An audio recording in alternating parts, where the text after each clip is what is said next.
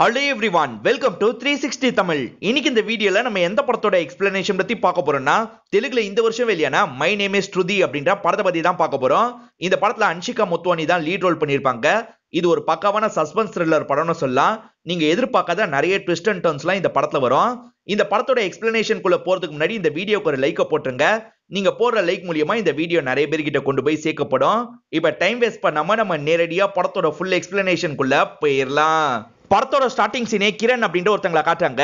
இவங்களை பொறுத்த வரைக்கும் ஸ்கின் டாக்டரா இருப்பாங்க. ஒரு ஆபீசரை பாக்குறதுக்காக தான் வந்திருக்காங்க. இவர் தான் இவங்களை பார்க்கணுன்ற மாதிரி வர வச்சிருப்பாரு. இவரை பொறுத்த வரைக்கும் நேஷனல் லெவல்ல பெரிய ஆபீசரா தான் இருப்பாரு. இவரோட ஒய்ஃப்க்கு 50 வயசு கிட்ட ஆயிருக்கும். அவங்களோட முகத்துல நிறைய சுருக்கம்லாம் வர ஆரம்பிக்குது. அவங்க ஃபேஸே கொஞ்சம் வித்தியாசமா மாறிடுச்சு. பழையபடி பொலிவோட மாத்தணும் அப்படின்ற மாதிரி சொல்லிட்டாரு. இதுக்காக இவர் மத்தவங்க கிட்ட ட்ரை பண்ணிருப்பாரு. எதுவுமே செட் ஆகல. உங்களை பத்தி கேள்விப்பட்டு தான் வர வச்சிருக்கேன் அப்படின்ற மாதிரி சொல்லிட்டாரு. இந்த டாக்டரும் பேசுறதுக்கு கொஞ்சம் தயங்குறாங்க. சரி, இந்த ப்ராசஸ் கொஞ்சம் இல்லீகலா பண்ணாதான் முடியும் அப்படின்ற மாதிரி சொல்றாங்க. அதெல்லாம் தெரிஞ்சுதான் வர வச்சிருக்கேன். நீங்க ப்ராசஸ்க்கான வேலையெல்லாம் பாருங்க. என்ன பிரச்சனை வந்தாலும் சரி நான் சமாளிக்கிறேன் அப்படின்ற மாதிரிலாம் சொல்லிட்டாரு. இது போதும் சார் அப்படின்ற மாதிரி கிரணும் இங்க இருந்து கிளம்ப ஆரம்பிக்கிறாங்க. கிரணை பொறுத்த வரைக்கும் ஒரு எம்எல்ஏ சப்போர்ட்டோட தான் இந்த விஷயத்தெல்லாம் பண்ணிட்டு இருப்பாங்க. அவரோட பேரு குருமூர்த்தி அப்படின்றது. இப்ப குருமூர்த்தி கிட்ட இந்த விஷயத்த சொல்றாங்க. நிறைய காசு கிடைக்கும் பண்ணுங்கன்னு சொல்றாங்க. இப்ப குருமூர்த்தி என்ன சொல்றாருன்னா, அணு கிட்ட உடனே இந்த விஷயத்த கொண்டு போங்க. இந்த பிளட் குரூப்ல ஒரு பொண்ணு தேவை அப்படின்ற மாதிரி சொல்லிட்டாரு. இப்பதான் அந்த அணுவை நமக்கு காட்டுறாங்க. அந்த அணு ஒரு நபருக்கு நிறைய சரக்கெல்லாம் தந்திருப்பாங்க. அதுக்கான காசை வாங்குறதுக்காக வராங்க. அவர்கிட்ட காசு சுத்தமா இல்ல. அதனால அவரோட கார் கீயை புடுங்கிக்கிறாங்க. நீ காசை தந்துட்டு கீயை வாங்கிக்கோன்னு கிளம்பிடுறாங்க. இந்த நபரோட பேரு தனீஷ் அப்படின்றது. இவர் காசெல்லாம் ரெடி பண்ணிடுறாரு. இப்ப அணுவை பாக்குறதுக்காக வராரு. இந்த அவனோட காசு கார் கீயை தா அப்படின்ற மாதிரி கார் கீயை வாங்கிட்டு இங்க இருந்து கிளம்ப ஆரம்பிக்கிறாரு. அப்பதான் அணுவை நிறுத்தி பேச ஆரம்பிக்கிறாங்க. உனக்கு நிறைய காசு தேவைன்னு தெரியும். நான் சொல்ற வேலையை பண்ணனா உனக்கு காசு தரேன் அப்படின்ற மாதிரி சொல்றாங்க. என்ன வேலை பண்ணும் அப்படின்ற மாதிரி இவரும் கேக்குறாரு. அணு என்ன வேலை சொல்றாங்க அப்படின்றத நமக்கு காட்ட மாட்டாங்க. அப்படியே கட் பண்ணி ஒரு வருஷம் கழிச்சு நடக்கிறத நமக்கு காட்டுறாங்க. இப்ப அந்த தனீஷ் இருக்காரு பாத்தீங்களா, ஒரு அபார்ட்மெண்ட்டை விட்டு வேகமா வெளியே வராரு. அவரோட கார்ல உட்காந்து கோவமா ஸ்டீரிங் எல்லாம் தட்டிட்டு இருக்காரு. என்னால இப்படி கோவப்படுறாரு அப்படின்றது நமக்கு தெரியல. இதே அபார்ட்மெண்ட்ல ஸ்ருதின்னு ஒருத்தங்களை காட்டுறாங்க. இவங்க தான் இந்த படத்தோட ஹீரோயினா இருப்பாங்க. இவங்க ரூம்மேட் பொண்ணு கிட்ட தான் பேசிட்டு இருக்காங்க. இப்ப என்ன பண்ணலாம்னு சொல்றீங்க அப்படின்ற மாதிரி அந்த பொண்ணு கேக்குறா. அவனுக்கான தண்டனையை நான் தந்துக்கிறேன், நீ கிளம்பு அப்படின்ற மாதிரி சொல்றாங்க. அதனால இந்த பொண்ணு இருக்கா பாத்தீங்களா, இங்க இருந்து கிளம்ப ஆரம்பிக்கிறா. லிப்ட்ல யாரோ வரதுனால இவ படிக்கட்டிலேயே இறங்கி போறா. லிப்ட்ல வரது இந்த தனீஷா தான் இருப்பாரு. இவரும் கோவமா லிப்ட்ல வந்துட்டு இருக்காரு. எதுக்காக வராருன்னு தெரியல. வந்த தனீஷ் இருக்காரு பாத்தீங்களா, ஈரனை போட்டு தான் அடிக்கிறாரு போல. இப்ப ஈரனும் காயப்பட்ட மாதிரி கீழே விழுந்து கிடக்குறாங்க. இப்ப கோவப்பட்ட ஈரன் இருக்காங்கல்ல, ஒரு பாட்டில வச்சு அவரோட மண்டிலேயே அடிக்கிறாங்க. அவர் தலையில இருந்து ரத்தமா ஊத்திட்டு இருக்கு. அவர் இறந்துட்டாரு போல அப்படின்ற மாதிரி பயப்படுறாங்க. இப்ப அவரோட பாடி எங்கேயோ மறைச்சு வைக்கணும்னு நினைக்கிறாங்க. இவங்க பாத்ரூம் இருக்கு பாத்தீங்களா, அந்த பாத்ரூம் நோக்கி வேகமா இழுத்துட்டு போறாங்க. ரத்த கரெல்லாம் இருக்கு பாத்தீங்களா, அதெல்லாம் உடனே ஈரனும் கிளீன் பண்றாங்க. இப்ப ட்ரெஸ்ஸை மாத்திட்டு வேகமா கீழே வராங்க. இவங்களோட கார் எடுத்துட்டு இங்க இருந்து கிளம்ப ஆரம்பிக்கிறாங்க. அப்படியே கட் பண்ணி நமக்கு குருமூர்த்தியை காட்டுறாங்க. இப்ப ஆட்கள்லாம் ஒரு இடத்துக்கு வர வச்சிருக்காங்க. இவரோட ஆளுல ஒருத்தர் காயப்பட்ட மாதிரி ஒரு ஹாஸ்பிட்டலுக்கு வந்திருப்பாரு. அங்க இருக்க டாக்டரும் ட்ரீட்மெண்ட்லாம் கொடுத்திருப்பாரு. ஆனா ட்ரீட்மெண்ட் கொடுத்தும் காப்பாற்ற முடியல, அவர் இறந்து போயிட்டாரு அப்படின்ற மாதிரிலாம் குருமூர்த்தி கிட்ட சொல்லிட்டு இருக்காரு. அதே மாதிரி வேற ஒரு விஷயத்தையும் சொல்றாங்க. அந்த நபர் கிட்ட இருக்க போன் கீழே விழுந்திருக்கும். அதை வேற ஒரு நபர் எடுத்திருப்பாரு. சிசிடிவில பார்க்கும் போது தான் எங்களுக்கு இந்த விஷயம் தெரிய வந்தது அப்படின்ற மாதிரி சொல்றாங்க. அவனை காப்பாத்தாம விட்டது கூட ஓகே, எதுக்காக போனை போக வச்சீங்க அப்படின்ற மாதிரி இவரும் கோவப்படுறாரு. பேசிட்டு இருக்க அந்த டாக்டரை சாவடிச்சிடுறாரு. ஏன்னா போனை எடுத்துட்டு போனவன் இவரை பிளாக்மெயில் பண்ணிட்டு இருக்கான். அந்த பிளாக்மெயில் பண்றது யாருன்றதை சீக்கிரமா கண்டுபிடிங்க அப்படின்ற மாதிரி ஆட்கள் கிட்ட சொல்லிட்டாரு. அவங்களும் சரின்ற மாதிரி ஏத்துக்கிறாங்க. பிளாக்மெயில் பண்றவன் ஒரு வீடியோ வச்சு தான் பிளாக்மெயில் பண்ணுவான். அந்த வீடியோ எப்படி வெளியே போயிருக்க வாய்ப்பு இருக்குன்னு யோசிக்கிறாரு. இவரோட அசிஸ்டன்ட் மூலியமா தான் போயிருக்க வாய்ப்பு இருக்குன்றதுனால அந்த அசிஸ்டன்ட் கிட்ட விசாரணை பண்றாரு. நீ மட்டும் தான் அன்னைக்கு அந்த இடத்துல இருந்த, ரெக்கார்ட் பண்ணிருந்தா நீ தான் ரெக்கார்ட் பண்ணிருக்கணும் அப்படின்ற மாதிரி சொல்லிட்டாரு. அண்ணன், நான் ரெக்கார்ட் பண்ணல, நான் அந்த நேரம் அணு கூட தான் வீடியோ கால்ல பேசிட்டு இருந்தேன் அப்படின்ற மாதிரி இவரும் சொல்ல ஆரம்பிக்கிறாரு. இந்த அசிஸ்டன்ட் இருக்காரு பாத்தீங்களா, அணு கூட வீடியோ கால்ல பேசிட்டு இருந்திருப்பாரு. அப்பன்னு பார்த்து உள்ள இவர் கூப்பிட்டிருப்பாரு. அதனால தான் குருமூர்த்தியை பார்க்கறதுக்காக இவர் உள்ள வந்திருப்பாரு. அப்ப வீடியோ கால்ல தான் இந்த விஷயம்லாம் ரெக்கார்ட் ஆயிருக்கும். சோ அணு தான் இந்த விஷயத்த பண்ணிட்டு இருக்க வாய்ப்பு இருக்கு அப்படின்ற மாதிரி இந்த அசிஸ்டன்ட் சொல்லிட்டாரு. என்னதான் இவர்னால தானே வீடியோ ரிலீஸ் ஆச்சு. அதனால குருமூர்த்தியும் கோவத்துல இவரை சாவடிச்சிடுறாரு. அணுவை தேட சொல்றாரு. இப்ப ஈரனும் உங்களோட சொந்த ஊருக்கு வந்துடுறாங்க. பிளாட்ல நடந்த விஷயத்தையே யோசிச்சுட்டு இருக்காங்க. இப்ப சட்டுன்னு கண் முழிச்சிடுறாங்க. இவங்களோட அம்மா இருக்காங்க பாத்தீங்களா, ஹார்ட் பேஷண்டா இருப்பாங்க. எப்பனாலும் சாவலான்ற நிலைமையில தான் இருக்காங்க. அதுக்குள்ளே இவங்களுக்கு கல்யாணம் பண்ணி பார்க்கணும்ன்றது தான் அவங்களோட ஆசையா இருக்கும். இப்ப தாத்தா இருக்காரு பாத்தீங்களா, ஒரு சம்பந்தத்தை பத்தி பேச ஆரம்பிக்கிறாரு. ஆனா ஈரன் என்ன சொல்றாங்கன்னா, இப்போதைக்கு கல்யாணம் வேணாம் தாத்தா, எனக்கு நிறைய பண்ணணும்னு ஆசையா இருக்கு அப்படின்ற மாதிரிலாம் சொல்றாங்க. அதனால தாத்தாவும் சரிமா அப்படின்ற மாதிரி ஏத்துக்கிறாரு. இப்போ ஒரு ஹாஸ்பிட்டல்ல பிரியான்ற பொண்ணை காட்டுறாங்க. அவங்களோட பல்ஸ் ரொம்ப இறங்கிருது. காப்பாத்தணுன்றதுக்காக அவங்களுக்கு ஷாக்லாம் கொடுத்துட்டு இருக்காங்க. இருந்தாலும் காப்பாற்ற முடியல, பிரியா இறந்து போயிடுறாங்க. பிரியாவோட அம்மாவும் இதெல்லாம் பார்த்து பயங்கரமா ஃபீல் பண்ணிட்டு இருக்காங்க. ஆனா இங்க இருக்க ஒரு வார்ட் பாய் தான் அந்த பொண்ணை சாவடிச்சிருக்காருன்னு நமக்கு தெரிய வருது. அவரை இப்ப கிரணுக்கு கால் பண்ணிட்டாரு. மேடம் நீங்க சொன்ன மாதிரியே அந்த பொண்ணை சாவடிச்சிட்டேன்னு சொல்லிட்டாரு. ஓகேன்ற மாதிரி இவங்களும் கேட்டுக்கிறாங்க. இப்பதான் கிரணுக்கு ஒரு பார்சல் வந்திருக்கு. எந்த அட்ரஸ்ல இருந்து அந்த பார்சல் வந்திருக்கு அப்படின்ற மாதிரிலாம் பார்க்க ஆரம்பிக்கிறாங்க. குருமூர்த்தியை ஒருத்தன் பிளாக்மெயில் பண்ற மாதிரி பேசிட்டு இருக்கான்ல, அவன் யாருன்றதை கண்டுபிடிக்க சொல்லியிருப்பாரு. இப்ப அசிஸ்டன்ட்டோ விசாரிச்சு வந்து தகவலை சொல்லிட்டாரு. சன்னி தான் இந்த விஷயத்த பண்ணிட்டு இருக்கான்னு சொல்லிட்டாரு. ஆக்சுவலா சன்னி இவருக்கு கீழே வேலை பார்த்தவனா தான் இருப்பான். ஒரு தப்பு பண்ணதுனால இவர் இருக்காரு பாத்தீங்களா, அவன் காலை உடைச்சு விட்டு இங்க இருந்து அனுப்பி விட்டுருப்பாரு. கண்டிப்பா அந்த சன்னிக்கு இங்க இருந்து ஒருத்தரும் சப்போர்ட் பண்ண வாய்ப்பு இருக்கு அப்படின்ற மாதிரி இந்த அசிஸ்டன்ட் சொல்லிட்டாரு. அப்படியே கட் பண்ணி அந்த சப்போர்ட் பண்ற ஆளை நமக்கு காட்டுறாங்க. உண்மையிலேயே அந்த சன்னிக்கு இவங்க கேங்ல இருக்க ஒருத்தர் தான் சப்போர்ட் பண்ணிட்டு இருக்காரு. சாதாரண விஷயத்துக்கே உன்னோட காலை உடைச்சிட்டாரு, இவ்வளவு பெரிய விஷயம் பண்றது தெரிஞ்சதுன்னா அவ்வளவுதான் அப்படின்ற மாதிரிலாம் சொல்லிட்டாரு. ஆனா சன்னி என்ன சொல்றாருன்னா, இந்த வாட்டி பிரச்சனை வராது, நமக்கு வேண்டிய காசு நமக்கு கிடைச்சிரும் அப்படின்ற மாதிரி சொல்லிட்டாரு. அதனால அவனும் சரின்ற மாதிரி ஏத்துக்கிறான். இப்ப குருமூர்த்திக்கு கிரண் கால் பண்ணி பேசுறாங்க. ஒரு அன்னோன் அட்ரஸ்ல இருந்து எனக்கு ஒரு தெர்மாக்கோல் மட்டும் கிஃப்ட் மாதிரி வந்திருக்கு. யாரோ வேணும்ட்டே தான் எனக்கு அனுப்பி விட்டுருக்காங்க. நம்ம விஷயம் உங்க மூலியமா லீக் ஆகுதுன்னு நினைக்கிறேன், என்ன எதுன்னு பாருங்க அப்படின்ற மாதிரி சொல்லிட்டாங்க. என் மூலியமாலாம் லீக் ஆக வாய்ப்பே கிடையாது, நீங்க அந்த தெர்மாக்கோலை குப்பை தொட்டியில போட்டு வேலையை பாருங்க அப்படின்ற மாதிரி சொல்லிட்டாரு. இவங்களும் சரின்ற மாதிரி ஏத்துக்கிறாங்க. இவங்க இருக்க பார்க்கிங்க்கு பக்கத்துலயே ஒரு குப்பை தொட்டி இருக்கும். இவங்க அந்த குப்பை தொட்டிக்குள்ள போட்டுறாங்க. அப்பதான் தெர்மாக்கோல்குள்ள இருந்து ஒரு போன் வெளியே வருது. அதை இவங்க கவனிக்காமையே கிளம்பிடுறாங்க. அந்த போனுக்கு இப்போ ஒரு கால் வருது. இந்த காலை யாரு பண்றாங்க அப்படின்றத நமக்கு காமிச்சிடுறாங்க. நம்ம ஹீரோயின் தான் பண்றாங்க. ஆனா எதிர் சைடுல யாருமே கால் எடுக்கல, அதனால இவங்கள கட் பண்ணிடுறாங்க. இவங்க இன்னும் கரியர்ல ஏதாவது பண்ணணும்னு ஆசைப்படுறதா சொன்னாங்கல்ல, அதனால ஃபேமிலி எல்லாம் சேர்ந்த மாதிரி திரும்பி இவங்களை டாக்ஸி பிடிச்சி அனுப்பி விடுறாங்க. இவங்க போயிட்டு இருக்கும் போது சில பிளாஷ்பேக் எல்லாம் யோசிச்சு பாக்குறாங்க. இதெல்லாம் 6 மாசத்துக்கு முன்னாடி தான் நடந்திருக்கும். ஹீரோயின் 6 மாசத்துக்கு முன்னாடியும் கரியரை பில்ட் பண்றதுக்காக தான் இந்த இடத்துக்கு வந்திருப்பாங்க. இந்த இடத்துல சொந்தக்கார அக்கா இருப்பாங்க, அவங்க பேரு காயத்ரி அப்படின்றது. இப்ப ஹீரோயின் இருக்காங்கல்ல, குடும்ப மெம்பர்ஸ் கிட்ட எல்லாம் பேசிட்டு இருக்காங்க. மாமா கிட்ட போனை கொடு, நாங்க பேசணும் அப்படின்ற மாதிரி குடும்பம் சொல்றாங்க. இவங்களும் மாமா கிட்ட கொடுக்கலாம் அப்படின்ற மாதிரி போனை எடுத்துட்டு அந்த ரூம்க்கு வராங்க. அந்த இடத்துல பார்த்தா அவர் காயத்ரி கூட ரொமான்ஸ் எல்லாம் பண்ணிட்டு இருக்காரு. மாமாவோட பேரு பாபி அப்படின்றது. மாமா பிஸியா இருக்காரு, நான் அப்புறமா பேச சொல்றேன் அப்படின்ற மாதிரி இவங்களும் காலை கட் பண்ணிடுறாங்க. இவங்கள பொறுத்த வரைக்கும் ஒரு ஆட் ஏஜென்சில தான் இன்டர்வியூ அட்டெண்ட் பண்றதுக்காக வந்திருக்காங்க. இங்க இருக்க பாஸுக்கும் ரொம்ப பிடிச்சிருது, அதனால வேலை போட்டு தந்துடுறாரு. ஆக்சுவலா ஃப்ரெண்ட் மூலியமா தான் இவங்க இந்த இடத்துக்கு வந்திருப்பாங்க. இப்ப ஃப்ரெண்ட் இருக்காங்கல்ல, எல்லாருக்கும் இவங்க அறிமுகப்படுத்தி வைக்கிறாங்க. பாபியும் ஹீரோயினோட வேலையை பத்தி எல்லாம் கேட்டு தெரிஞ்சுக்கிறாரு. எவ்வளவு நாள்னால இங்க இருந்துக்கோ அப்படின்ற மாதிரி சொல்லிட்டாரு. எப்பவுமே கிளம்பும் போது ஒய்ஃப்க்கு கிஸ் கொடுத்து தான் போவாரு. ஆனா இப்ப கிஸ் கொடுக்க முடியல, அதனால கிஸ் கொடுக்காமயே இங்க இருந்து கிளம்புறாரு. நம்ம இருக்கிறதுனால இவங்க அன்ஈசியா இருக்காங்க அப்படின்றது ஹீரோயினுக்கு புரிஞ்சிருது. அதனால ஹீரோயின் இருக்காங்கல்ல, தாத்தா நான் வேற இடத்த பாத்துக்கலாம்னு நினைக்கிறேன்னு சொல்றாங்க. சரிமா உன் விருப்பம் அப்படின்ற மாதிரி தாத்தாவும் ஏத்துக்கிறாரு. ஆபீஸ்லயே ஹீரோயினுக்கு ஒரு ஃப்ரெண்ட் இருக்கிறதா சொன்ன பாத்தீங்களா, அவங்களும் ஒரு ப்ராஜெக்ட் கிளைண்ட் வேணான்னு சொல்லிட்டாங்க அப்படின்ற மாதிரி அந்த ப்ராஜெக்ட் எல்லாம் காமிச்சிட்டு இருக்காங்க. இந்த மாதிரி ப்ராஜெக்ட் பண்ணா வேணான்னு தான் சொல்லுவாங்க, இந்த ப்ராஜெக்ட்லயே தப்பு இருக்குன்ற மாதிரி ஹீரோயின் சொல்லிட்டு இருக்காங்க. இதெல்லாம் ப்ராஜெக்ட் ரெடி பண்ணவரும் கேட்டுறாரு. ரொம்ப பேசாது அப்படின்ற மாதிரிலாம் கோவமா சொல்லிட்டு கிளம்புறாரு. அவன் பேரு குருன்றது சரியான சுடுமூஞ்சி, அவன் பேசினதை நினைச்செல்லாம் ஃபீல் பண்ணது அப்படின்ற மாதிரி இந்த ஃப்ரெண்டோ ஹீரோயின் கிட்ட சொல்லிட்டு இருக்காங்க. இப்பதான் சரண் அப்படின்றவர் ஹீரோயின் கிட்ட பேசுறதுக்காக வந்திருக்காரு. ஆனா ஹீரோயின் அவர்கிட்ட பேசாம கோவமா போறாங்க. அந்த சரண் அத்தை பையனா தான் இருப்பாரு, எதுக்காக கோவப்படுறாங்கன்னு தெரியல. நான் வந்த நாளே மீட் பண்ண தானே கோவப்படுற, அதுக்கு ஒரு காரணம் இருக்கு அப்படின்ற மாதிரி இவரும் அந்த காரணத்தை சொல்ல ஆரம்பிக்கிறாரு.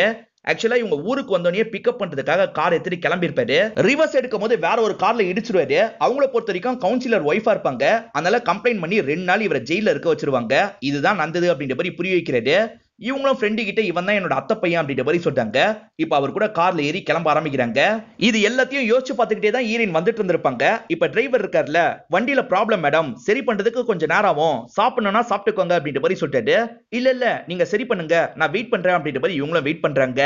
சன்னியோட ஃப்ரெண்டும் சேர்ந்த மாதிரி தான் குருமூர்த்தியை பிளாக்மெயில் பண்ணிட்டு இருக்காங்க. இப்ப குருமூர்த்தியும் ஆள் கிட்ட காசு கொடுத்து விடுறதா சொல்லிட்டாரு. இவங்களும் அந்த ஆளை ஒரு குறிப்பிட்ட இடத்துக்கு வர வச்சிடுறாங்க. காசு எங்க வைக்கணும் அப்படின்ற மாதிரி அந்த நபர் கேட்கிறாரு. பக்கத்துல இருக்க குப்பை தொட்டியில வச்சிருங்க அப்படின்ற மாதிரி இவங்க சொல்றாங்க. அந்த நபரும் வச்சுட்டு கிளம்பிடுறாரு. சரி இதை எடுக்கலான்றதுக்காக சன்னி இருக்காரு பாத்தீங்களா, நொண்டி அந்த இடத்துக்கு வர்றாரு. இப்ப காசு எடுக்கலாம்னு நினைக்கும் போது குருமூர்த்தியோட ஆள் இருக்காருல, வேகமா இந்த இடத்துக்கு வந்து இவரை போட்டு அடிச்சிடுறாரு. இவர் தான் தெரிஞ்சிருச்சுல, அதனால தான் ட்ராப் வச்சு புடிச்சிடுறாங்க. சன்னியை புடிச்சது மூலியமா சன்னியோட ஃப்ரெண்டையும் புடிச்சிடுறாங்க. நீதான் அந்த துரோகி அப்படின்ற மாதிரி குருமூர்த்தியும் கோவப்படுறாரு. இவங்க 2 பேருமே அணுக்காக வேலை பார்த்திருக்காங்களா அப்படின்றத விசாரிங்கன்னு சொல்றாரு. இப்ப ஹீரோயின் டிரைவரும் காரை ரெடி பண்ணிடுறாரு. இவங்க மேற்கொண்டு டிராவல் பண்ண ஆரம்பிக்கிறாங்க. இவங்க தூங்குறது வெளியே தெரியக்கூடாதுன்றதுக்காக அந்த இடத்தை க்ளோஸ் பண்றாங்க. அப்படி க்ளோஸ் பண்ணும்போது ஒரு பிளாஷ்பேக்கை யோசிச்சு பாக்குறாங்க. இப்ப திரும்பி நமக்கு பிளாஷ்பேக்ல நடந்த விஷயத்த காட்டுறாங்க. இவர் இருக்காரு பாத்தீங்களா, ஸ்கிரீனை க்ளோஸ் பண்ணி தான் வச்சிருப்பாரு. அதை முதல்ல எடு, ஏன்னா க்ளோஸ் பண்ணி வச்சிருந்தா அவங்கவுங்க ஒவ்வொன்னு பேச ஆரம்பிச்சிருவாங்க அப்படின்ற மாதிரி சொல்றாங்க. அதனால சரணம் அதை எடுத்துருவாரு. இவங்க 2 பேருமே பார்க் ஏரியால தான் இருக்காங்க. ஒரு பையன் கேர்ள் ஃபிரெண்ட் கூட இருப்பான். இருந்தாலும் பக்கத்து கார்ல 2 பேர் சந்தோஷமா இருக்கிறது அவங்களுக்கே தெரியாம வீடியோ மாதிரி எடுத்துட்டு இருக்கான். இந்த விஷயத்தெல்லாம் சரணம் பாத்துறாரு. வேகமா அந்த பையனோட போனை புடுங்குறாரு. எதுக்காக இப்படி பண்ணிட்டு இருக்க அப்படின்ற மாதிரி பலார்னு அறையிறாரு. அப்பதான் அவனோட கேர்ள் ஃபிரெண்டுக்கும் இந்த விஷயம்லாம் தெரிய வருது. இப்படிப்பட்டவனை போய் லவ் பண்ணனா அப்படின்ற மாதிரி கோவமா கிளம்பி போயிடுறாங்க. இதுக்கெல்லாம் நீ தானே காரணம், உன்னை விட மாட்டேன் அப்படின்ற மாதிரி அந்த பையன் சொல்றான். முடிஞ்சதை பாத்துக்கோ அப்படின்ற மாதிரி சரணம் சொல்லியிருப்பாரு. இதனாலேயே ஈரினுக்கு சரணை போக போக ரொம்ப பிடிக்க ஆரம்பிச்சிருது. ஈரின் ஸ்டார்டிங்ல ஒரு ரூம்மேட் பொண்ணுகிட்ட பேசினாங்கல்ல, இந்த டைம்ல தான் 2 பேருமே ரூம்மேட்டா மாறி இருப்பாங்க. இவன் என்னோட அத்தை பையன் அப்படின்ற மாதிரி அந்த ரூம்மேட் பொண்ணுகிட்டயும் அறிமுகப்படுத்தி வைக்கிறாங்க. ரொட்டீனா அவங்களோட வேலையெல்லாம் சந்தோஷமா பார்த்துட்டு இருக்காங்க. இவங்களோட வேலையில கொஞ்சம் கொஞ்சமா இவங்களுக்கு முன்னேற்றம் எல்லாம் கிடைக்குது. எல்லாருமே இவங்களை பாராட்டுறாங்க. ஆனா குரு இருக்காரு பாத்தீங்களா, அவர் மட்டும் அடிக்கடி இவங்க கிட்ட மூஞ்ச காட்டுற மாதிரி பண்ணிட்டு இருக்காரு. யோசிச்சு பார்த்துக்கிட்டே ஈரினும் வர வேண்டிய ஊருக்கு வந்துட்டாங்க. இதுக்கப்புறம் நான் ஆட்டோ பிடிச்சு போய்க்கிறேன், நீங்க கிளம்புங்க அப்படின்ற மாதிரி இவர் அனுப்பி விட்டுறாங்க. அப்படியே கட் பண்ணி இந்த 2 பேரை காட்டுறாங்க. இந்த 2 பேருக்கு ஏதாவது தகவல் தெரிய வாய்ப்பு இருக்குல்ல, அதனால அசிஸ்டன்ட் என்ன பண்றாருன்னா வேற ஒரு ரவுடி கிட்ட வந்து இவங்க 2 பேரையும் ஒப்படைக்கிறாரு. இவங்களுக்கு உண்மை தெரிஞ்சதுன்னா அந்த உண்மையை வர வைக்கிறது உன்னோட பொறுப்பு அப்படின்ற மாதிரி சொல்லிட்டாரு. சரி நான் பாத்துக்கிறேன் அப்படின்ற மாதிரி இந்த அடியாலும் ஏத்துக்கிறாரு. குருமூர்த்தி டெக்னிக்கலாவும் அணுவை கண்டுபிடிக்கிறதுக்கான முயற்சி எல்லாம் பண்ணிட்டு இருக்காரு. அப்பதான் டெக்னிக்கல் பர்சன் என்ன சொல்றாருன்னா, கடைசியா இந்த இடத்துக்கு தான் அவங்க போயிருக்காங்க அப்படின்ற மாதிரி ஒரு பிளாட்டோட பேரை சொல்லிட்டாரு. அப்படியே கட் பண்ணி அந்த பிளாட்டை காட்டுறாங்க. அதுதான் ஈரினோட பிளாட்டா இருக்கும். இப்ப அந்த பிளாட்ல ரொம்ப பரபரப்பா நிறைய ஆட்கள் வெளியே நின்னுட்டு இருக்காங்க. இந்த டைம் தான் ஈரினோ ஆட்டோல இந்த இடத்துக்கு வராங்க. என்ன இந்த இடமே பரபரப்பா இருக்கு அப்படின்ற மாதிரி இவங்க லைட்டா ஷாக் ஆகுறாங்க. எல்லாருமே இவங்களே வேற பாக்குறாங்க. ஏதோ தப்பா இருக்குன்னு தோணுது. திரும்பி ஆட்டோவை எடுங்க அப்படின்ற மாதிரி ஆட்டோல ஏறுறாங்க. மேடம் என்ன திரும்பி ஏறுறீங்க, இறங்குங்க அப்படின்ற மாதிரி போலீஸ் இறங்க சொல்லிட்டாரு. ஐயோ ஏதோ பிரச்சனை போல அப்படின்ற மாதிரி யோசிக்கிறாங்க. இப்ப இவங்க நடக்கும் போது எல்லாருமே வேற இவங்களே பார்த்துட்டு இருக்காங்க. இவங்க உள்ள ஒரு பாடியை வச்சுட்டு வந்தாங்கல்ல, அதுதான் தெரிஞ்சிருச்சு போல அப்படின்ற மாதிரி யோசிச்சுக்கிட்டே வந்துட்டு இருக்காங்க. இப்ப இன்ஸ்பெக்டர் இருக்காருல்ல, கதவை திறங்க அப்படின்ற மாதிரி சொல்லிட்டாரு. இவங்களும் தயங்கிக்கிட்டே கதவை திறக்கிறதுக்காக வராங்க. அப்பதான் பக்கத்து வீட்டுல இருக்க லேடி என்ன சொல்றாங்கன்னா, என் வீட்டுல திருட்டு போயிடுச்சுமா, அதனால தான் உன் வீட்டையும் செக் பண்றதுக்காக வந்திருக்காங்கன்னு சொல்றாங்க. அப்பதான் ஈரினுக்கு நிம்மதியே வருது. ஓஹோ இதுக்காக தான் வந்திருக்காங்க போல அப்படின்ற மாதிரி யோசிக்கிறாங்க. இப்ப கதவை திறந்து இவங்க எல்லாம் உள்ள கூட்டு வராங்க. இப்ப வேகமா போலீஸும் ஒரு ரூம்குள்ள போக பாக்குறாங்க. ஆனா ஈரின் மறைச்ச மாதிரி நிக்கிறாங்க. சரி இது என் ரூம்மேட்டோட ரூம், அவ துணியெல்லாம் எப்படி போட்டு வச்சிருக்கான்னு தெரியாது, பிராலாம் மேலேயே கிடக்க வாய்ப்பு இருக்கு, அதனால நான் மட்டும் போய் செக் பண்றேன் அப்படின்னு சொல்றாங்க. இவரும் சரின்ற மாதிரி ஏத்துக்கிறாரு. இவங்களும் உள்ள போய் செக் பண்ற மாதிரி பாவலா காட்டுறாங்க. சரி என் வீட்டுல எந்த திருட்டுமே நடக்கல அப்படின்ற மாதிரி சொல்றாங்க. சரி மேடம் அப்படின்ற மாதிரி இந்த இன்ஸ்பெக்டரும் இங்க இருந்து கிளம்ப ஆரம்பிக்கிறாரு. இவங்க இருக்காங்கல்ல, எப்படியோ சமாளிச்சு அனுப்பியாச்சு அப்படின்னு யோசிக்கிறாங்க. இவங்க ஏற்கனவே பாடியை வச்சாங்க பாத்தீங்களா, அந்த ரெஸ்ட் ரூம் கதவை திறக்கிறாங்க. என்ன பாக்குறாங்கன்னு தெரியல, பயத்துல செம்மையா கத்துறாங்க.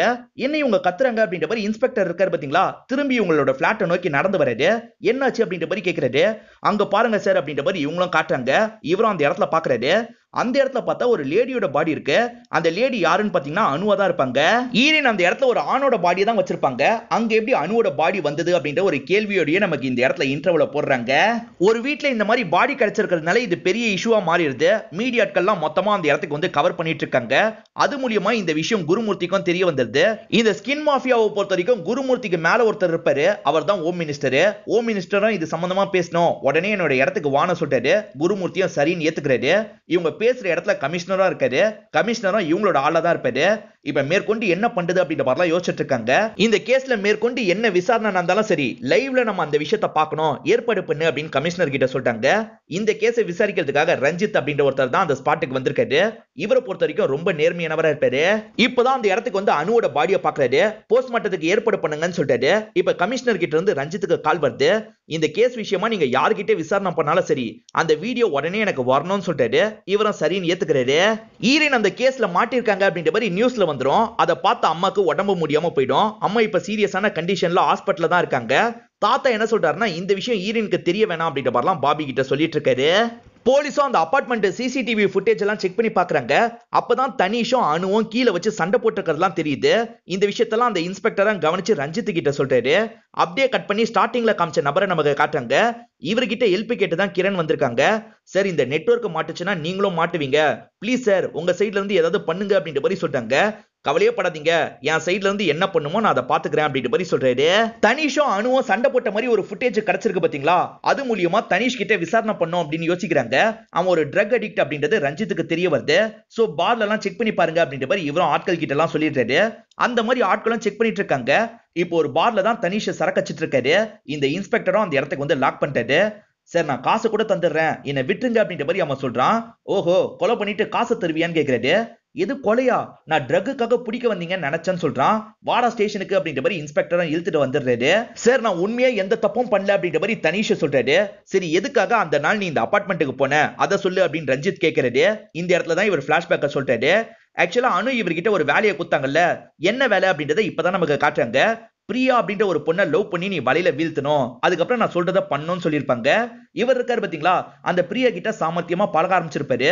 ஒரு ஸ்டேஜ்ல பிரியா பயங்கரமா இவரை நம்ப ஆரம்பிச்சிருப்பாங்க. இப்ப என்ன பண்ணணும் அப்படின்ற மாதிரி கேக்குறாரு. அவளை இந்த இடத்துக்கு கூட்டு வந்து விட்டுறணும், அது பண்ணா போதும்னு சொல்றாங்க. அந்த இடத்துக்கு பிரியாவை போக வச்சிட்டேன், அதுக்கப்புறம் 6 மாசம் என்ன ஆச்சுன்னு எனக்கு தெரியாது, 6 மாசம் கழிச்சுதான் ஒரு விஷயத்த பார்த்தேன்னு சொல்ல ஆரம்பிக்கிறாரு. இவர் அப்பா கூட கார்ல வந்துட்டு இருக்கும் போது தெரியாதனமா ஒருத்தங்க குறுக்க வந்துடுறாங்க. அதுதான் பிரியாவா இருப்பாங்க. அவங்க முகம்லாம் பயங்கரமா டேமேஜ் ஆயிருக்கு. இவருக்கு ஒண்ணுமே புரியல. பிரியாக்கு எதனால இப்படி ஆச்சு அப்படின்றத விசாரிக்கிறாரு. அவங்க ஃபேஸ்ல இருக்க டிஷ்யூ எல்லாம் யாரோ எடுத்திருக்காங்க, அதனாலதான் அவங்க ஃபேஸ் இவ்வளவு டேமேஜா இருக்கு அப்படின்ற மாதிரி டாக்டர் லேடி சொல்றாங்க. சோ கண்டிப்பா இது அனுவோட வேலை அப்படின்றது இவருக்கு புரிஞ்சிருது. பிரியாவை வச்சு நீ என்ன பண்ண அப்படின்ற மாதிரிலாம் கோவமா போன்ல பேசுறாரு. உங்ககிட்ட நேர்ல பேசணும்னு சொல்லிட்டாரு. இப்ப நான் வெளியூர்ல இருக்கேன், ஹைதராபாத்துக்கு வந்தா உங்ககிட்ட சொல்றேன் அப்படின்ற மாதிரி அவங்களும் காலை கட் பண்ணிடுறாங்க. வேற ஒரு நாள் இவர் படுத்துட்டு இருக்கும் போது ஹைதராபாத்துக்கு நான் வந்துட்டேன், இந்த அபார்ட்மெண்ட்டுக்கு வான்னு சொல்லியிருப்பாங்க, அதனால தான் பேசுறதுக்காக வந்திருப்பாரு. அந்த அபார்ட்மெண்டோட பார்க்கிங் ஏரியால வெயிட் பண்ணிருப்பாங்க. இவரும் அந்த இடத்துக்கு வந்து பேச ஆரம்பிக்கிறாரு. ஆமா, அந்த பொண்ணோட ஸ்கின் டிஷ்யூவை நான் தான் எடுத்தேன் அப்படின்ற மாதிரி சொல்றாங்க. கோவப்பட்ட இவர் இருக்காரு பாத்தீங்களா, இவங்களோட கழுத்தெல்லாம் நெரிக்கிறாரு. ஆனா அனு இருக்காங்கல்ல, கண்ணை காமிச்சு இவரை மிரட்டுறாங்க. உன் வேலை முடிஞ்சிருச்சுல, இதுக்கப்புறம் இதை பத்தி யோசிக்காம கிளம்பு அப்படின்ற மாதிரி சொல்றாங்க. இவருக்கும் என்ன பண்றதுன்னு தெரியல. நம்மளால ஒரு பொண்ணோட வாழ்க்கை போயிடுச்சு அப்படின்ற மாதிரி தான் காருக்குள்ள உட்காந்து இவர் ஃபீல் பண்ணிட்டு இருந்திருப்பாரு. இவர் கோவமா ஸ்டீரிங்க தட்டினதுல டேஷ்போர்டு ஓபன் ஆயிருக்கும், அதுக்குள்ள ஒரு கன் இருக்கிறதா பாக்குறாரு. அப்பதான் ஃப்ரெண்டு கால் பண்ணி அப்பாவோட கன்னு கார்ல இருக்கு, பத்திரமா கொண்டு வந்துரு அப்படின்ற மாதிரி சொல்றாரு. இந்த கன்னை வச்சு ஏதாவது பண்ணணும் அப்படின்ற மாதிரி இவரும் யோசிக்கிறாரு. இப்ப வேகமா கன் எடுத்துட்டு அணுவை பாக்குறதுக்காக கார் கிட்ட வராரு. அப்பதான் அங்க இருக்கவங்க அவங்க மேல ஏறி போனாங்க அப்படின்ற மாதிரி சொல்றாங்க.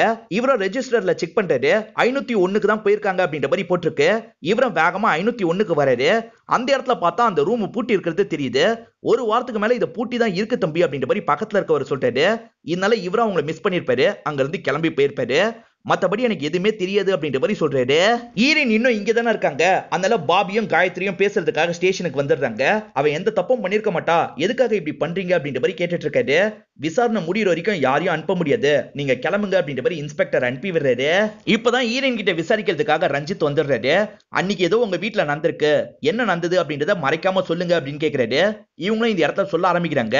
இவங்க அன்னைக்கு நைட் நேரம் ஷூட்டிங்ல தான் இருந்திருப்பாங்க. அந்த சீனுக்காக ஒரு சிகரெட் பைப்பை யூஸ் பண்ணிருப்பாங்க. அந்த பைப்பு உடைஞ்சிருது. இதனால குரு செம்மையா டென்ஷன் ஆகுறாரு. உடஞ்சா வேற பைப் வச்சிருக்கணும்னு நினைக்க மாட்டீங்களா, இப்ப வேற பைப்புக்கு நான் என்ன பண்றது அப்படின்ற மாதிரிலாம் கோவப்படுறாரு.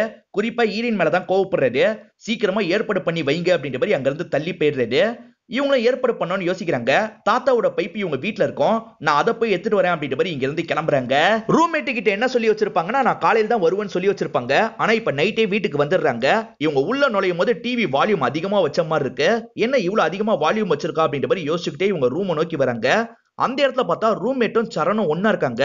இத பாக்குற ஈரின் செம்மையா ஷாக் ஆயிடுறாங்க. இந்த ஷாக்கோட அங்க இருந்து கிளம்பி இருப்பாங்க. இது வரைக்கும் ரஞ்சித் கேட்டுட்டு இருக்கும் போது ஆட்களும் வெளியே ஒரு பிரச்சனை சார் வாங்கன்ற மாதிரி கூப்பிடுறாங்க. இவரும் வெளியே வராது. வந்த தனிஷ் அப்பா இருக்காருல, இங்க பிரச்சனை மாதிரிலாம் பண்ணிட்டு இருந்திருப்பாரு. இந்த இடத்துக்கு வந்த ரஞ்சித்தும் என்ன விஷயம்னு கேக்குறாரு. என் பையன் தப்பெல்லாம் பண்ணிருக்க மாட்டான், எதுக்காக அரெஸ்ட் பண்ணி வச்சிருக்கீங்கன்னு கேக்குறாரு. உங்க பையன் எந்த தப்பும் பண்ணிருக்க வாய்ப்பு இல்லைன்னு சொல்றீங்களா, உங்க பையன் 3 வருஷமா ட்ரக் அடிக்டா இருக்கான், அது உங்களுக்கு தெரியுமான்னு கேக்குறாரு. அதே மாதிரி பிரியான்ற ஒரு பொண்ணு சாவர நிலைமைக்கு கொண்டு வந்திருக்கான், இது உங்களுக்கு தெரியுமான்னு கேக்குறாரு. இதெல்லாம் கேக்குற அப்பாவுக்கு ரொம்ப ஷாக்கிங்கா இருக்கு. விசாரணை முடிகிற வரைக்கும் உங்க பையன் இங்கதான் இருப்பான், அது வரைக்கும் நீங்களும் வெயிட் பண்ணனா வெயிட் பண்ணுங்க அப்படின்ற மாதிரி இவர் உள்ள வந்துடுறாரு. இப்ப திரும்பி ஈரின் கிட்ட வந்து என்ன நடந்ததுன்னு கேக்குறாரு. ஈரினும் மேற்கொண்டு நடந்த விஷயத்த சொல்றாங்க. அதை பார்த்தோன்னே செம்மையா ஷாக் ஆயிருப்பாங்க. ஆனா அதெல்லாம் கண்ட்ரோல் பண்ணிட்டு திரும்பி வேலை பார்க்குற இடத்துக்கு இவங்களும் வந்துடுறாங்க. ஆக்சுவலா இந்த பொண்ணுக்கு ஈரினோ சரணோ லவ் பண்றதுலாம் தெரியாது, அதனால தான் இவங்க கூட பழக ஆரம்பிச்சிருப்பா. இந்த சரண் இருக்கான் பாத்தீங்களா, ஏமாத்தி ஒரே டைம்ல இவங்க 2 பேர்கிட்டயும் பழகிட்டு இருக்கான். காலையில வீட்டுக்கு வந்த ஈரின் இருக்காங்க பாத்தீங்களா, இந்த பொண்ணு கிட்ட கோவப்படுற மாதிரியே பேசிட்டு இருக்காங்க. எதுக்காக காய் நீங்க காலையில இருந்து என்கிட்ட கோவப்பட்டுக்கிட்டே இருக்கீங்க, என்ன விஷயம் அப்படின்னு அந்த பொண்ணு கேக்குறா. இவங்களும் நைட்டு பார்த்த விஷயத்த சொல்லிடுறாங்க. உங்க அத்தை பையன் தான் சொல்ல வேணாம்னு சொன்னா, நானாவது முன்கூட்டியே சொல்லியிருக்கணும், என்ன மன்னிச்சிருங்கக்கா அப்படின்ற மாதிரி சொல்றா. ஆனா அதுக்கு இவங்க என்ன சொல்றாங்கன்னா, அவன் என்னையும் லவ் பண்ணா, என்ன ஏமாத்திட்டு இப்ப ஒன்னை ஏமாத்திட்டு இருக்கான் அப்படின்ற மாதிரி சொல்றாங்க. அப்பதான் இந்த பொண்ணுக்கு எல்லா விஷயமும் தெரிய வருது. இந்த பொண்ணு செம்மையா கடுப்பாயிடுறா. அப்போ உடனே போய் போலீஸ் ஸ்டேஷன்ல கம்ப்ளைண்ட் கொடுக்கணும்னு சொல்றா. இப்ப ஈரினும் ஒரு கதையை சொல்லி இந்த பொண்ணுக்கு அட்வைஸ் எல்லாம் பண்றாங்க. அதாவது மதன் அப்படின்றவன் நிறைய பொண்ணுங்களை லவ் பண்ற மாதிரி ஏமாத்திருப்பான். பொண்ணுங்க எல்லாம் சேர்ந்து போலீஸ் ஸ்டேஷன்ல கம்ப்ளைண்ட் பண்ணிருப்பாங்க. மதன் இருக்கான் பாத்தீங்களா, அவங்க சம்பந்தப்பட்ட போட்டோஸ் எல்லாம் நெட்ல லீக் பண்ணி விட்டுருவான். மதனுக்கு இந்த சொசைட்டில பெருசா பிரச்சனை வந்திருக்காது. ஆனா பாதிக்கப்பட்ட பொண்ணுங்களுக்கு பெரிய பிரச்சனை எல்லாம் வந்திருக்கும். அதே மாதிரி தான் நம்ம விஷயத்திலயும் நடக்கும். இந்த விஷயத்தை நீ வெளியே சொல்லாத, எப்படி கவனிக்கணுமோ அப்படி கவனிச்சுக்கலாம், நீ கிளம்பு அப்படின்ற மாதிரி அனுப்பி வச்சிருப்பாங்க. இததான் படத்தோட ஸ்டார்டிங்லயே நமக்கு காமிச்சிருப்பாங்க. ஈரினும் இங்க இருந்து ஊருக்கே கிளம்பிடலாம் அப்படின்ற மாதிரி யோசிக்க ஆரம்பிக்கிறாங்க. அப்பன்னு பார்த்து சரண் இந்த இடத்துக்கு வந்துடுறாரு. என்ன இவன் திடீர்னு வந்துட்டான் அப்படின்ற மாதிரி இவங்களும் பயப்படுறாங்க. சரண் போன் கால்ல யார்கிட்டயோ பேசிட்டு இருக்காரு. ஓஹோ இதுதான் அட்ரஸா அப்படின்ற மாதிரி அட்ரஸ் எழுதிக்கிறாரு. ஈரினும் தள்ளி இருந்து இந்த விஷயத்தெல்லாம் கவனிச்சுட்டு தான் இருக்காங்க. இப்ப சரண் நார்மலா இவங்க கிட்ட பேசுறாரு. ஆனா இவங்களால நார்மலா பேச முடியல. என்ன நேத்து நைட்டு பார்த்ததுல இருந்து நார்மலா இருக்க முடியும் அப்படின்ற மாதிரி கேக்குறாரு. அப்ப இவனுக்கும் தெரிஞ்சிருச்சா அப்படின்ற மாதிரி யோசிக்கிறாங்க. நீ சாவிய வச்சுட்டு போயிட்ட, எனக்கு தெரிஞ்சிருச்சு அப்படின்ற மாதிரி சொல்லிட்டாரு. ஈரின் கூட ஒன்னா இருந்ததெல்லாம் வீடியோ எடுத்து வச்சிருப்பாரு. அந்த வீடியோவெல்லாம் காட்டுறாரு. எதுக்காக இப்படி பண்றன்ற மாதிரி இவங்க கேக்குறாங்க. எல்லாம் உன்னோட தோலுக்காக தான், அதோட மதிப்பு ரொம்ப ஜாஸ்தி, ஒன்னையும் அந்த பொண்ணையும் கூட்டு போறதுக்காக தான் வந்திருக்கேன்னு சொல்லிட்டாரு. இப்ப மேற்கொண்டு போன் அட்டன் பண்ணி பேசுறதுக்காக வராரு. இதுதான் கேப்ன்ற மாதிரி இவங்க இருக்காங்க பாத்தீங்களா. ஒரு துணியை வச்சு இவரோட கழுத்தை போட்டு பயங்கரமா நெரிக்கிறாங்க. இவரால சுத்தமா எதுவுமே பண்ண முடியல. அப்பதான் ஒரு ஜாடியை வச்சு இவங்க மண்டையில அடிக்கிறாரு. இவங்களும் காயப்பட்ட மாதிரி விழுந்து கிடப்பாங்க. இப்ப திரும்பி அடிக்கிறதுக்காக வராரு. அதுக்குள்ள ஈரின் ஒரு பொருளை வச்சு மண்டையிலேயே அடிச்சிருப்பாங்க. சோ ஈரின் அடிச்சது தனிஷா கிடையாது, சரண தான் அடிச்சிருப்பாங்க. நமக்கு ஸ்டார்டிங்ல கன்ஃபியூஸ் பண்றதுக்காக அப்படி காமிச்சிருப்பாங்க. அவன் போன்ல தானே வீடியோலாம் இருக்கு, அதனால இவங்களும் மெமரி கார்டை கழட்டிடுவாங்க. அதே மாதிரி அந்த போன் இருக்கு பாத்தீங்களா, அதை ஒரு டெர்மாகோல்குள்ள வச்சிருவாங்க. அவன் ஒரு அட்ரஸ் எழுதினா பாத்தீங்களா, அந்த அட்ரஸ்க்கு வேணும்ட்டே இந்த பார்சல் அனுப்பி வச்சிருவாங்க. காரணம் இந்த கேங்குக்கு பின்னாடி யாரெல்லாம் இருக்கான்னு ட்ரேஸ் பண்றதுக்காக இப்படி பண்ணிருப்பாங்க. இத பத்திலாம் ரஞ்சித் கிட்ட சொல்லிட்டு இருக்காங்க. அனு எப்படி அந்த வீட்டுக்குள்ள வந்தா, சரண் எப்படி காணாம போனா அப்படின்ற மாதிரி கேக்குறாரு. அதெல்லாம் எனக்கு தெரியாது அப்படின்ற மாதிரி இவங்களும் சொல்றாங்க. நீ அந்த வீட்டை விட்டு இவ்வளவு லேட்டா தான் போயிருக்க, நடுவுல என்னாச்சு அதை சொல்லு அப்படின்ற மாதிரி கேக்குறாரு. இவங்களும் சொல்ல ஆரம்பிக்கிறாங்க. இவங்க உட்காந்து அழுதுட்டு இருப்பாங்க. அப்பதான் பக்கத்து வீட்டு அங்குல ஆன்டிக்கு ஹெல்ப் பண்ணுமா வரியா அப்படின்ற மாதிரி கேட்டிருப்பாரு. அதனால இவங்களும் போய் அந்த ஆன்டிக்கு ஹெல்ப் எல்லாம் பண்ணிருப்பாங்க. இதனால தான் கொஞ்சம் லேட்டா நான் அங்க இருந்து கிளம்புனேன் அப்படின்ற மாதிரி சொல்றாங்க. சரின்ற மாதிரி இவங்க சொல்றத ரஞ்சித்தும் ஏத்துக்கிறாரு. இது எல்லாத்தையுமே லைவ் ஸ்ட்ரீமிங்ல இவங்க 3 பேருமே பார்த்துட்டு இருக்காங்க. கமிஷனர் பார்க்கணும்னு சொன்னார்ல, அதனால தான் அவர் கனெக்ஷனை ஏற்பாடு பண்ணிருப்பாரு. இப்ப கமிஷனர் என்ன சொல்றாருன்னா, இந்த பொண்ணு அப்பாவி போல அப்படின்ற மாதிரி சொல்றாரு. ஆனா இங்க இருக்க குருமூர்த்தி என்ன சொல்றாருன்னா, இந்த பொண்ணியை விடக்கூடாதுன்ற மாதிரி சொல்றாரு. ரஞ்சித்தும் ஈரின் அங்க இருந்து அனுப்பி விட்டுருப்பாரு. ஈரின் இப்ப மாமா கூடயும் அக்கா கூடயும் தான் கார்ல போயிட்டு இருக்கா அப்படின்ற மாதிரி இந்த குருமூர்த்தியோட அசிஸ்டன்ட் சொல்றாரு. நான் சொன்ன மாதிரி பண்ணு அப்படின்ற மாதிரி குருமூர்த்தியும் ஒரு பிளான சொல்றாரு. இப்ப கார்ல வந்துட்டு இருக்கும் போது அக்கா ஏதோ சொல்றதுக்காக வராங்க. ஆனா மாமா தடுத்துறாரு. ஈரினுக்கும் ஒண்ணுமே புரியல. இப்ப வந்துட்டு இருக்கும் போது திடீர்னு கார் ஒரு இடத்துல ரிப்பேர் ஆயிருது. மாமா மட்டும் இறங்கி என்ன ஏதுன்னு ரிப்பேர் பண்றதுக்கெல்லாம் ட்ரை பண்ணிட்டு இருக்காரு. கொஞ்ச நேரத்துல ரிப்பேர் பண்ணிடுறாங்க. அதுக்கப்புறம் இங்க இருந்து எல்லாருமே சேர்ந்த மாதிரி கிளம்ப ஆரம்பிக்கிறாங்க. தனிஷ் அப்பா ஸ்டேஷன்லயே உட்காந்துட்டு இருந்தாரு பாத்தீங்களா, திடீர்னு அவருக்கு நெஞ்சு வலி வந்துருது. சுத்தி இருக்க எல்லாருமே என்னாச்சு ஏதாச்சுன்னு பாத்துட்டு இருக்காங்க. ஆனா தனிஷோட அப்பா அங்கேயே இறந்து போயிடுறாரு. அப்படியே கட் பண்ணி இவங்க 3 பேருமே வீட்டுக்கு வந்ததை நமக்கு காட்டுறாங்க. ஈரினும் வேலை இருக்கு, நான் கிளம்பணும் அப்படின்ற மாதிரி சொல்றாங்க. நீ தனியா போக வேணாம், நானும் கூட வரேன் அப்படின்ற மாதிரி பாபி சொல்றாரு. இப்ப மீடியாக்களும் கமிஷனர் கிட்ட பயங்கரமா கேள்வி கேட்கறாங்க. ஒருவேளை தனிஷ் குற்றவாளி இல்லன்னு தெரிய வந்ததுன்னா இந்த அப்பாவியோட சாவுக்கு யார் சார் காரணம் அப்படின்ற மாதிரிலாம் கேட்கறாங்க. விசாரணை போயிட்டு இருக்கு, நீங்க அவசரப்படாதீங்க அப்படின்ற மாதிரி இவரும் மீடியா விட்டு தள்ளி வந்துடுறாரு. அந்த தனிஷ்க்கும் அணுக்கும் ஏற்கனவே பழக்கம் இருக்குல்ல, அணுவை தனிஷ் தான் கொன்னான்னு தனிஷை வச்சு கேஸை முடிச்சிருங்க அப்படின்ற மாதிரி சொல்றாரு. ஆனா இவர் என்ன சொல்றாருன்னா, இல்ல சார் தனிஷ் இந்த குற்றத்தை பண்ணலன்னு சொல்றாரு. இப்பதான் ரஞ்சித் என்ன விசாரணை பண்ணாரு அப்படின்றத நமக்கு காட்டுறாங்க. இந்த அணு பாட்டுக்கு லிப்ட்ல ஏறதுக்காக போறாங்க. அங்க இருக்க செக்யூரிட்டி இருக்கார்ல, எந்த ரூமுக்கு போறீங்கன்னு கேக்குறாரு. இவங்களும் ரேண்டமா 501ன்னு சொல்றாங்க. சரி எழுதிட்டு போங்கன்னு சொல்லியிருப்பாரு. இவங்களும் எழுதிட்டு போறாங்க. ஆனா போனவங்க 501க்கு போயிருக்க மாட்டாங்க. ஈரின் ரூம் இருக்கு பாத்தீங்களா, அதுக்குள்ளதான் போயிருப்பாங்க. இந்த விஷயத்த வாட்ச்மேன் தான் பார்த்து கன்ஃபார்ம் பண்ணிருப்பாரு. அனு அந்த வீட்டுக்குள்ள போயிருந்தா கண்டிப்பா ஈரின் பாத்துருப்பாரு அப்படின்ற மாதிரி கமிஷனர் கேக்குறாரு. ஈரின் பக்கத்து வீட்டுக்கு ஹெல்ப் பண்றதுக்காக போனால சார், அந்த கேப்ல தான் இந்த பொண்ணு நுழைஞ்சிருக்க வாய்ப்பு இருக்குன்னு சொல்லிட்டாரு. ஈரினும் ஹெல்ப் பண்ணி முடிச்சுட்டு இந்த இடத்துக்கு வந்திருப்பாங்க. இவங்க வர சவுண்ட் கேட்டோன்னா அனு இருக்காங்க பாத்தீங்களா, வேகமா ஒரு இடத்துல ஒளிஞ்சிருப்பாங்க. அதுக்கப்புறம் தான் ஈரின் ட்ரெஸ் எல்லாம் மாத்திட்டு கிளம்பி போயிருப்பாங்க. அப்பதான் ஒளிஞ்சிருக்க அனு இருக்காங்க பாத்தீங்களா, வெளியே வந்திருப்பாங்க.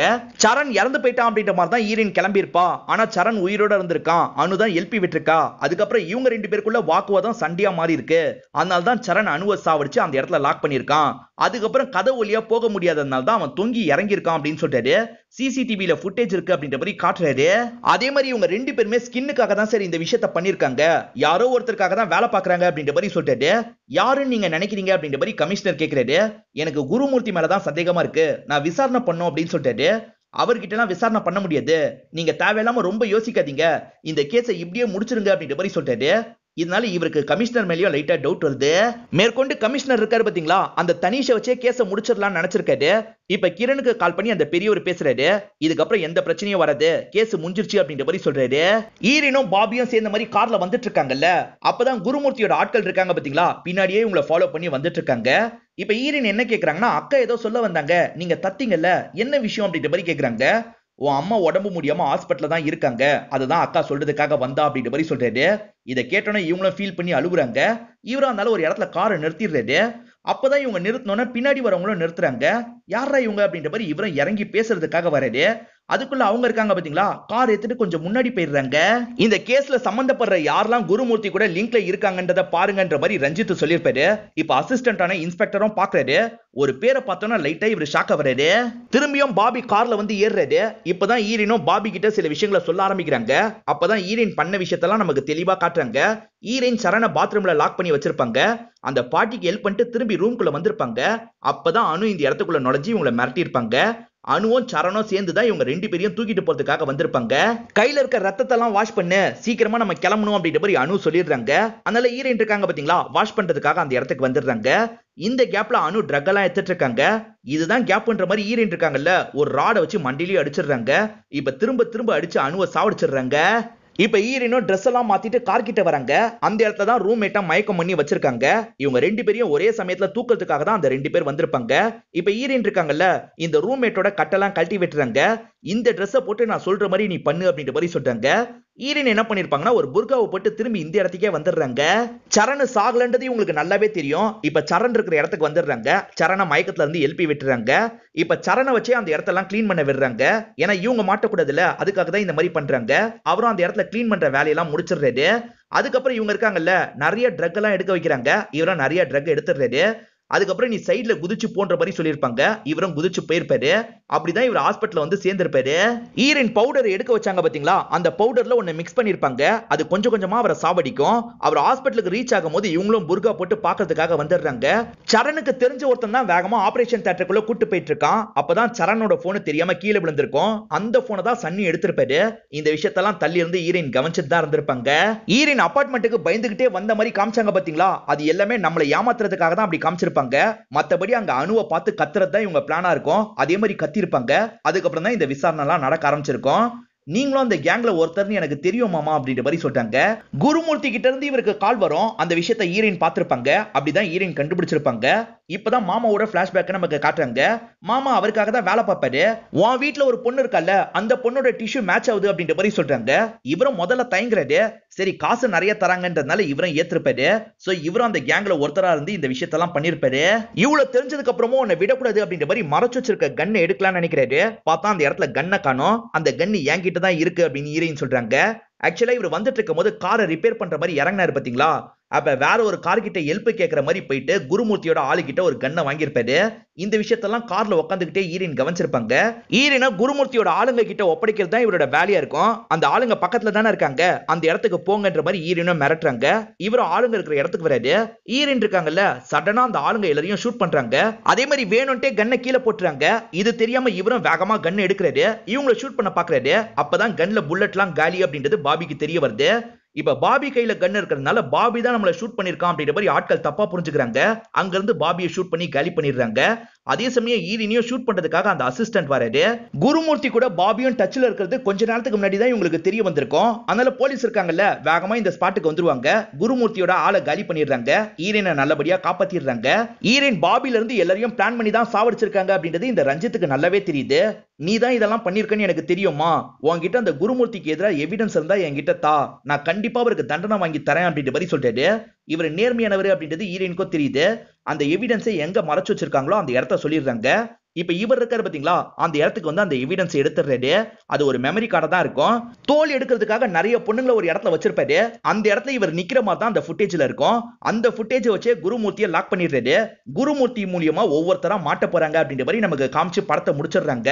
இந்த படம் பயங்கரமா உங்களை குழப்பி இருக்கும்னு நினைக்கிறேன். ஆனா இன்னொரு வாட்டி பாத்தீங்கன்னா படம் உங்களுக்கு தெளிவா புரியும். இந்த படம் உங்க எல்லாருக்குமே பிடிச்சிருக்கும் நம்புறேன். இந்த வீடியோ உங்களுக்கு பிடிச்சிருந்ததுன்னா லைக் பண்ணுங்க, கமெண்ட் பண்ணுங்க, மறக்காம 360 தமிழ் சேனலை சப்ஸ்கிரைப் பண்ணுங்க.